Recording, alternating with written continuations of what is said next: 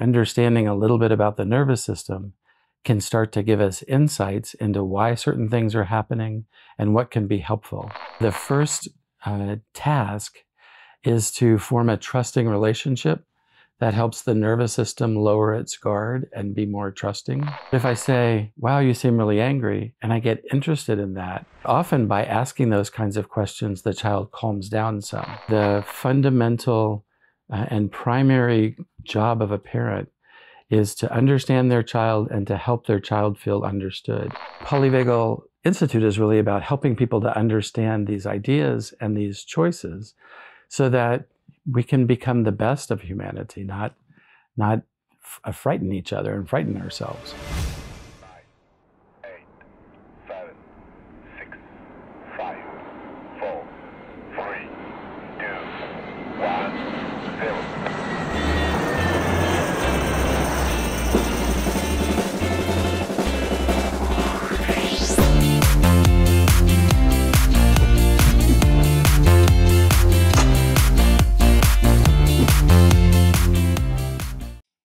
Hello, I'm here at the Potsdam Polyvagal Conference 2024, and I have the honor and the joy to welcome Dr. George Thompson. Welcome, George. Thanks. It's very amazing to be here and to also talk with you and your audience. Yes, you've been talking today about polyvagal theory and the polyvagal listening and how polyvagal theory can help us listen differently. And you've been working with kids, with adolescents. You work with people in the healthcare. You've covered a lot of different, different people, communities where polyvagal theory really brought something different. Yes. And helped you in your practice and the way you train people. So can you tell us a bit about what polyvagal theory really brought to your practice and your work? Sure. So polyvagal theory is about the nervous system and a particular part of the nervous system that operates automatically, the autonomic nervous system. And it turns out we all have nervous systems and they're operating all of the time, but we haven't ever been taught about that and we haven't been paying attention to it. And so it's having an effect on us even though we're not aware of it. And so understanding a little bit about the nervous system can start to give us insights into why certain things are happening and what can be helpful. And so I apply those insights to working with kids. And what did it taught you while working with kids, and how do you help kids with in a polyvagal perspective or with a polyvagal lens? I think parents get worried or upset either when their kids are mad or when they are shut down and won't talk. And those are actually two states of the autonomic nervous system. So we've probably heard of the fight-flight response. And so if a child is irritable or angry, that's a sign that they're in fight-flight. The flight part of it can show up as anxiety, worry, nervousness, and a feeling that the child wants to flee. And then also children sometimes are quiet and they don't want to talk. And what's happening is that the nervous system is picking up on signals of danger. But it's not always clear what's happening that's happening.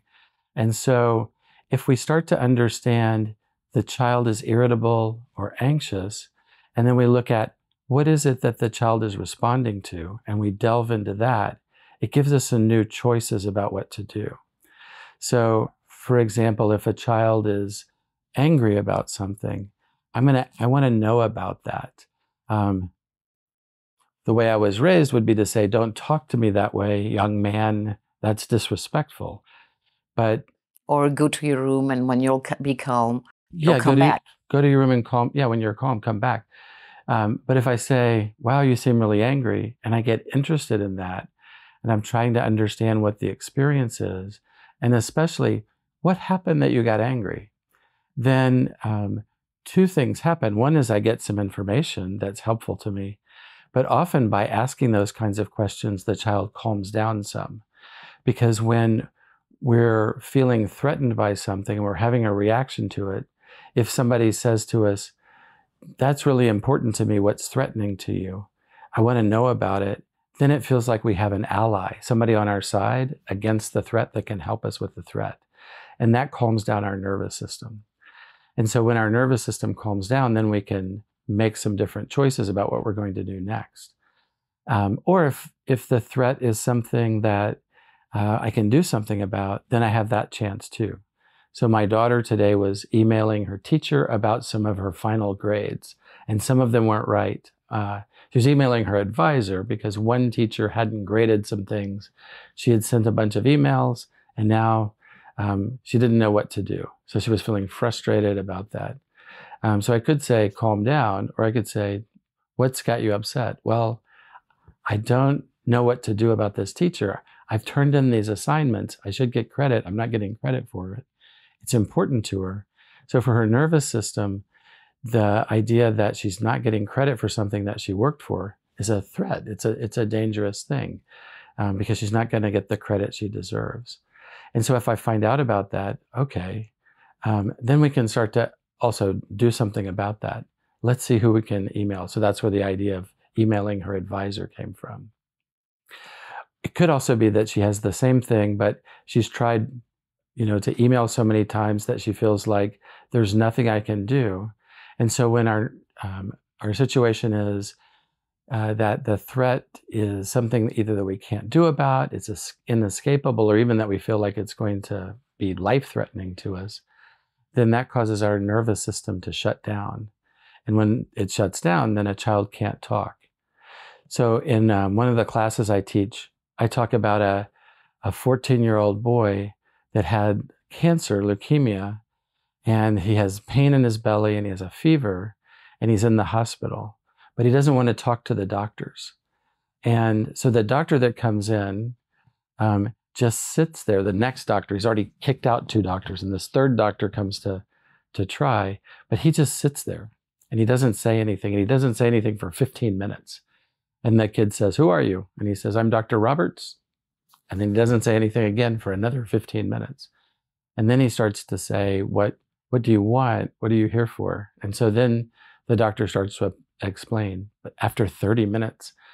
And the reason that that's helpful for the boy is because for his nervous system, the doctor's not trying to take charge. He's not trying to make him do anything. He's making it clear that the boy can be in charge of what his situation is. And now he can come out of the shutdown, and he can start to interact, like to answer the doctor's questions, to listen to his belly with the stethoscope, poke on it a little bit, and find out. Because it's actually a very serious situation. He had an appendicitis, and if you have appendicitis, when you have leukemia and chemotherapy, which knock out your immune system, then you can actually die from that. But the doctor did the opposite of what his nervous system was probably telling him to do, like, we got to go fast. He said, I'm going to slow down. And that slowing down gave enough safety to the boy's nervous system that he could do something different.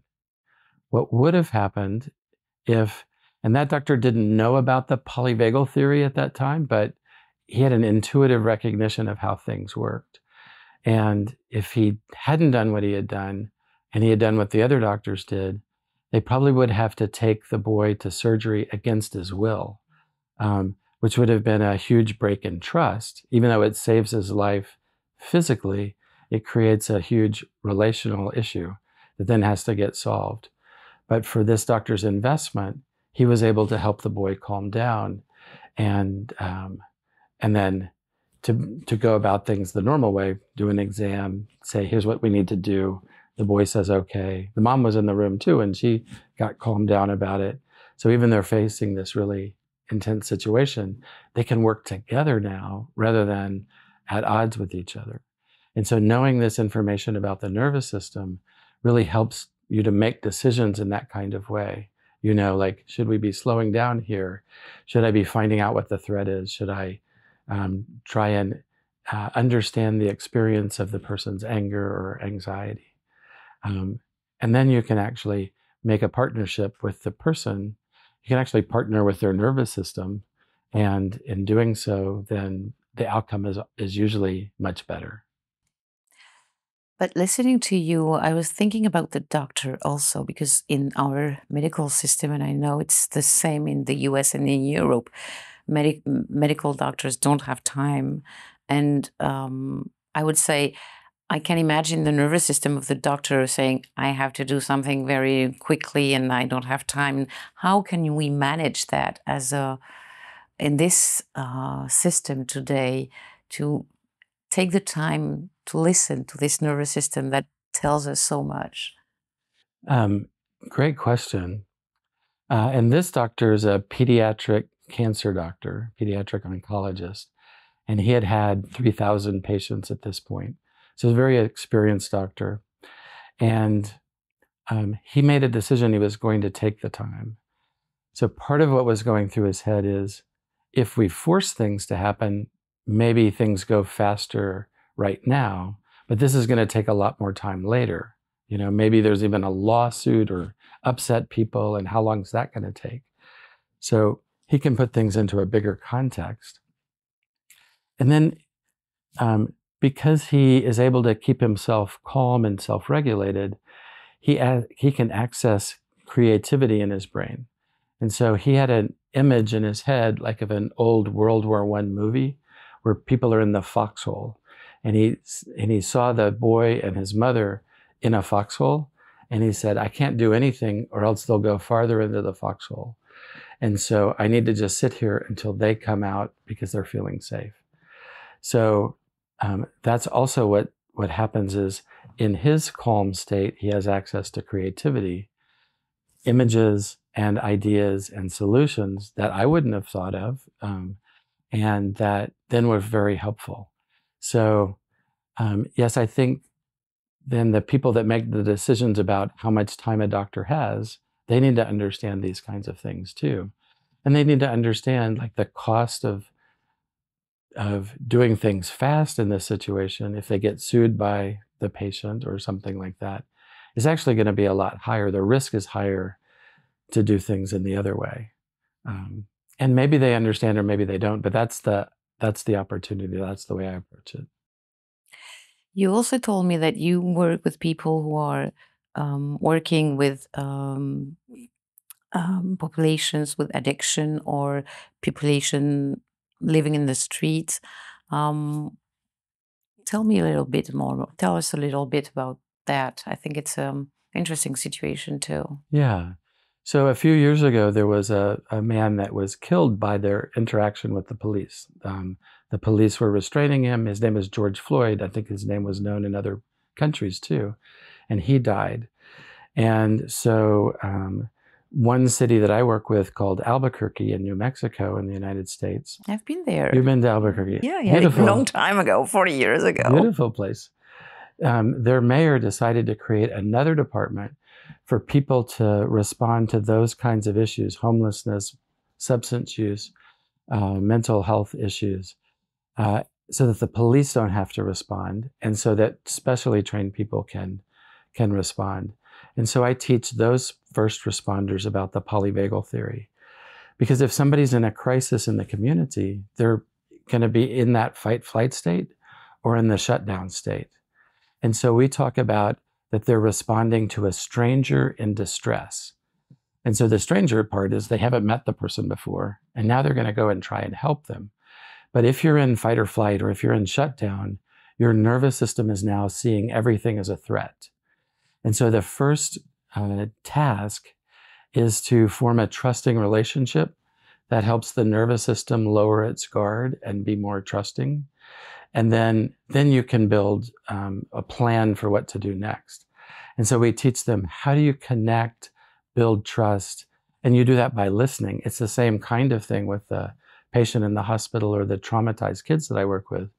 You build trust by really listening to a person, understanding their experience. And if they feel like you've taken the time to understand and that you actually get what they're feeling inside, then their nervous system starts to relax. It's not a conscious process. It happens outside of awareness. So there's parts of the brain that are monitoring for safety and danger all the time. But really trying to listen and understand to another person helps them to lower their guard. And when they do, then you're in the experience together. And then you can say, you've really been struggling, what is it that you think we need to do? And you can work together to solve the problem rather than forcing them to do something, or I give them my solution, or that kind of thing. Now we're a team, a partnership, and our nervous systems are on the same page too, that, yeah, we can work together and work this out. And you've written 2 books, I think, and you've just finished one or in the process of finishing another one. The first one is more toward children and adolescents, and the last one is about parenting, which is a topic that you really care about. It's not only doctors, and it's not a question of medical world, but it's really the parenting side is interesting too. Yeah, that one hasn't come out. I'm working on it right now. And but if we listen to our children and really understand them, that has a profound impact. But I don't think anybody told me that as a parent. I can't remember anybody that said that to me. Anybody say that to you? No. But it's actually the fundamental and primary job of a parent is to understand their child and to help their child feel understood, to feel seen and to feel heard. And it has a number of different impacts. So it has an impact on the brain like we're talking about. It helps the child to relax and be in a calm state. And in a calm state, you can learn, you can play, you can be with your friends, you can go to school, you can do your homework. You can't really do homework in fight or flight, You can't do homework if you're shut down. And so that's one impact on the brain. But it also gives a sense of security. Like if you're talking to your child and you really understand them, they feel that my mom really understands me. And then they feel like you're on their side and you're in their world. And that creates what's called a secure attachment. So that kind of listening leads to secure attachment. And a secure attachment means I can go out into the world and feel confident in my ability to meet the challenges that are coming towards me. Or if the challenges get too big, I can get help. So that's what happens in a secure attachment.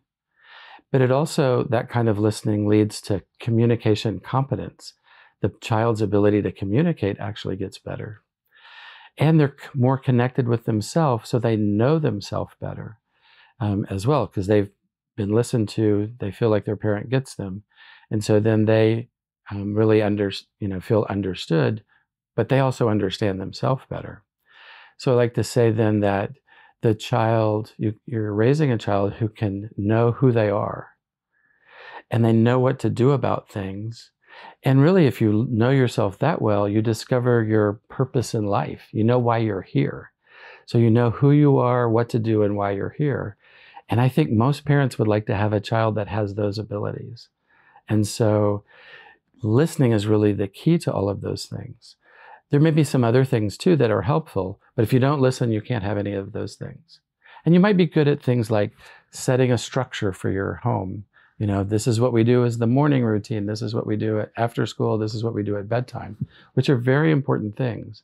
But if you're not able to listen in this kind of way, then it's not as effective. Because the other thing that it does is when you understand your child that well, you know what they need. And then you can provide things that they need that are appropriate and also at the right time, because you understand what that is. Which is not always like a kid that wants the last phone, or that wants a kilo of bonbons or of candies, or it's not what they need. So if you understand underneath what they are asking for, if you understand that, it's easier to bring them a healthy thing that really will help them the right way. Yeah. You might ask them, what happened at school today? and maybe their friend got upset with them. And then you can find out what that was like for them, How did you feel when they were, upset with you? Did it hurt your feelings? Did you feel like they didn't like you anymore? Are you worried that they're not going to be your friend anymore? Those are big things for a kid. And then if that's the case, then they might not even know that that's what's happening for them. But talking with you really helps them. And then through talking about it, maybe they even think about do you think if I send them a text message, that would help? Yeah, let's talk about what you might say. And then you're addressing the actual problem that's going on. The other benefit for this kind of listening is that parents feel better. Because if you really feel like you understand that's what parents, they want to understand who their child is and what's going on with them. And, that's when I hear parents being frustrated, a lot of time that's what they're frustrated about. And so there are some specific things that you can learn to help with that. But if you help their nervous system calm down, then they're more likely to open up, because when we're calm, then we're more talkative. So I was actually teaching the first responder course in Albuquerque, and there was a particular woman there, and she was struggling with this idea a little bit. And we worked with her some, and she was starting to get it. But she came back the next day of the training, and she said, the most amazing thing happened. I was talking to my 5-year-old last night, and I was listening in the way we weren't talking about listening to their kids. She just applied it to her kid. I was listening to him like you were teaching me about, and he talked to me for 2 hours. He's 5. And at the end, he said, thank you, Mommy. You're the best mommy. And she's like, it was so incredible. That never happens. And so suddenly that happened. Because what we know from the polyvagal theory is, there's these 2 states, fight, flight, and shutdown. But amazing thing is, there's another state that's not fight, flight, and shutdown when we're calm and we're connected with each other. I didn't get taught that in medical school, not in my psychiatry training, not in child psychiatry training. Well, why not? That's the most important state we're in. And that's the ventral state. That's the ventral vagal social engagement state. And in that state, we want to connect with people. And so her listening helped him to be in that state. And then naturally, he was wanting to talk to her. He's connected with himself. He's connected with her. And they had this best conversation that they ever had. And sometimes it's really happening very fast. And sometimes it really takes some time. I'm thinking about this kid you talked about at the conference. It took some time for him to understand, and it took some time to his mom to understand the best way to listen to him, to calm him. And it was like, you would have said that it was like he will never get anywhere. He was always angry, always fighting against his mother. And now he's an 18 grown up, really incredible kid. Yeah, but it took some time. Yes. Yeah, no, and that's important to say also. It's not like a magic thing that you use polyvagal theory and everything is set up. No, you have to, your nervous system is not, it can reverse quickly, but sometimes it takes a lot of time to get back to regulation. It sure can be that way. Yeah, this isn't a trick that you can just do. And the good thing is most parents, and this is part of our caregiving brain, want to know their children. And so it depends on the circumstances to some extent and what the person's history is. So if you're living on the streets and your things were stolen, then you're going to be in more of an upset. Your nervous system is going to be more agitated. You'll be more under threat because everything you have in life might have just been stolen. And so it can take a while then to talk with a person about that, like that's a big thing. Or the boy that was in bed that had the leukemia, he knows he's got leukemia, he knows he's got cancer. He knows he probably knows he can die. That's a big thing. And then this boy that's been traumatized, he had some pretty serious trauma. Those are big things. And so the more our nervous system has been threatened in the past, the longer it's going to take to help that nervous system feel calm. I think a motto for the nervous system is better safe than sorry. And so it wants to be really sure that things are safe. It's not just a little bit, I say one thing and then, the nervous system relaxes. Last thing, you've just been, you've announced that you're becoming the chairman, chairman of the VP of the PVI board. Yes. Can you tell us maybe what it means and what PVI is for people who don't know? Even if they listen to us, they know, but who knows? Maybe they don't. Right. Well, the Polyvagal Institute was started by 4 people, including Steve Porges, Deb Dana, Karen Underko, and Randall Redfield about 4 years ago, with really the idea of letting people know these ideas.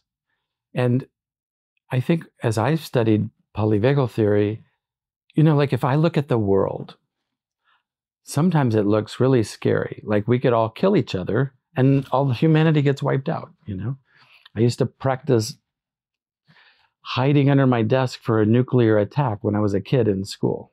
That's a little terrifying. But also I noticed we sent this rover to Mars, and on the rover was a little helicopter, and somebody flew the helicopter around on Mars. That's very amazing too. So between killing each other off and flying helicopters on Mars, that's a huge range of things. But if we understand the nervous system, we understand, well, killing each other off is about fight or flight. And to build something that goes to Mars and then flies around takes all this cooperation. So that's ventral vagal social engagement. So it gives us choices about which direction we're going to go. We're going to go this way, or we're going to go this way. And Polyvagal Institute is really about helping people to understand these ideas and these choices so that we can become the best of humanity, not frighten each other and frighten ourselves.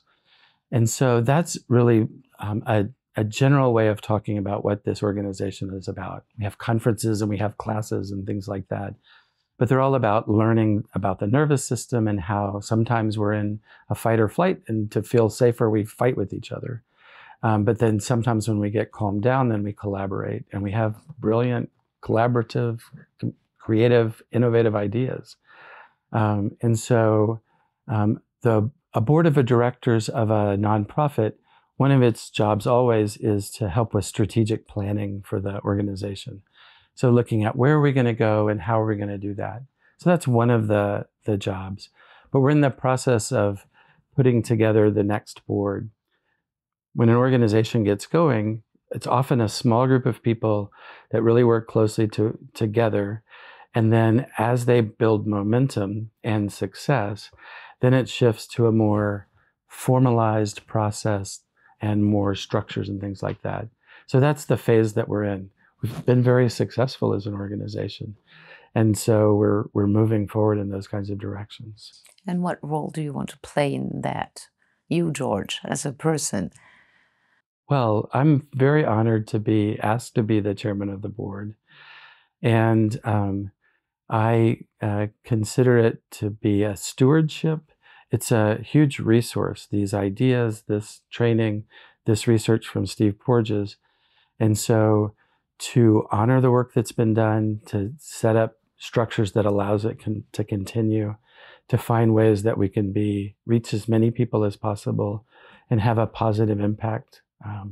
To do all of those kinds of things. I have children. I want this to be a world that they grow up in. That's a good world to grow up in. And I know parents worry about that these days. So can the Polyvagal Institute help with that? I think it can. And so it's some practical things about how do we do that. Thank you very much. And for those who want to know more about PVI, you can go directly to the PVI website in English, or you can contact one of the PVI partners in your language, Quantum Way for French, but also many different languages. I don't know how many partners PVI has now, but a lot. Thank you, George. It was really a pleasure to have this conversation with you. Yeah, merci, Florence. A lot of hope. Yeah. Thank you.